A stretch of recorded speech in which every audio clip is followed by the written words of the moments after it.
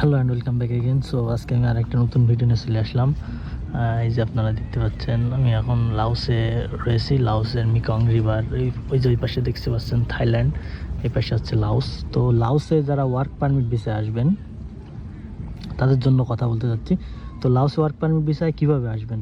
তো লাওসে সাধারণত দুইভাবে আসতে পারেন আপনি ওয়ার্ক পারমিট ভিসায়।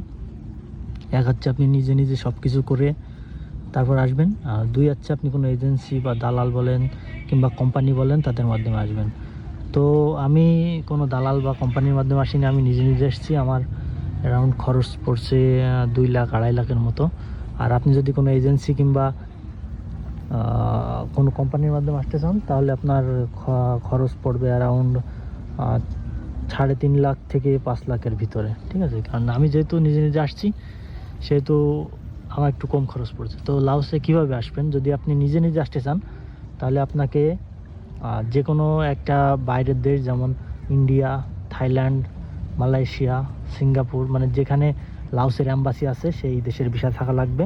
এবং আপনার একটা ইনভাইটেশন লাগবে, যে ইনভাইটেশনটা অ্যারাউন্ড $1000 মতন লাগে, এখান থেকে নিতে হয়। ইনভাইটেশন ছাড়া আপনি লাওসের ভিসা পাবেন না। ভিসা বলতে ট্যুরিস্ট ভিসা হয়তো পেতে পারেন কিছু কিছু দেশ থেকে, কিন্তু আপনি ওয়ার্ক পারমিট ভিসা এটা পাবেন না। তো আপনাকে আসার পরে যে কোনো মানে যে দেশে লাওসের অ্যাম্বাসি আছে সেই দেশে আপনাকে প্রথমে আসতে হবে, এবং সেই দেশে এসে আপনাকে একটা ইনভাইটেশন নিতে হবে যে আপনি লাওসে আসতে যাচ্ছেন ওয়ার্ক পারমিটে। এবং ইনভাইটেশন নেওয়ার পরে আপনি সেই দেশের অ্যাম্বাসিতে ভিসা জমা দিবেন, পাসপোর্ট জমা দিবেন। পাসপোর্ট জমা দিয়ে আপনি ভিসা নেবেন। সাধারণত 1 দিনের ভেতরে পাওয়া যায়। তারপরে আপনি টিকিট কাটবেন, টিকিট কেটে লাওসে সরাসরি চলে আসতে পারবেন। এবং লাওসে আসার আগে অবশ্যই আপনার কাছে পর্যাপ্ত ক্যাশ রাখবেন, $2000 মিনিমাম, 2000 থেকে $2500। কারণ যেহেতু বাংলাদেশি পাসপোর্ট দেখলে ওরা একটু সন্দেহ মনে করে, সেই জন্য আপনি ক্যাশ রাখবেন। ক্যাশ ছাড়া আপনাকে হয়তো বা আসতে দেবেন, আপনার কাছে যতই ভিসা থাকুক, ইনভাইটেশন থাকুক। এই জন্য আমি রিকমেন্ড করব যে আপনি অবশ্যই $2000 থেকে $2500 ক্যাশ রাখবেন। এবং ভিসা পাওয়ার পরে আপনি যখন ফ্লাই করবেন, ফ্লাই করে এখানে আসার পরে আপনাকে একজন যদি রিসিভ করতে যায় এখানে, তাহলে আপনার এয়ারপোর্টে কোনো সমস্যা হবে না। তো আপনি চেষ্টা করবেন যে কেউ একজন যেন আপনাকে রিসিভ করতে এয়ারপোর্টে যায়। এবং এখানে আসার পরে আপনি ইজিলি ভিসাটা কনভার্ট করে নিতে পারবেন। ভিসা আপনি 600, $650 কি $700 মতন লাগে যদি আপনি নিজে ভিসাটা করেন। এখানে 1 বছরের visa, work permit, stay permit.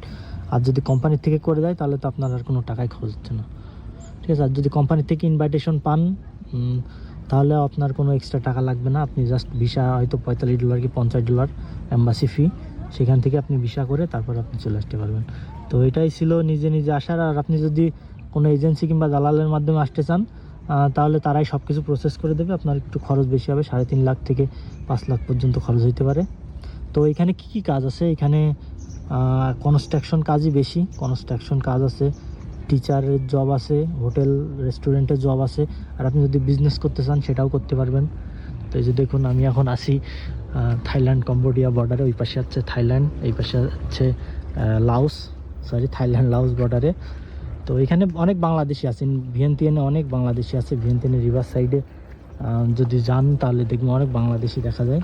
সবাই বেশিরভাগই কনস্ট্রাকশনের কাজে আসে, বেশিরভাগই কনস্ট্রাকশন। আর এখানে তেমন কোনো জব নেই, স্যালারি ভালোই, $500 $600। আপনার কোম্পানি ভালো হলে ভালো স্যালারি পাবেন। আর এখানে যে রেলওয়ে প্রজেক্ট আছে, চায়না লাওস রেলওয়ে, সেখানেও কাজ করতে পারবেন। তো যাদের লাওসে আসার ইচ্ছা আছে কিংবা আরও কোনো তথ্য চান তাহলে আমাকে মেসেজ করতে পারেন অথবা এই ভিডিওর নিচে কমেন্ট করতে পারেন।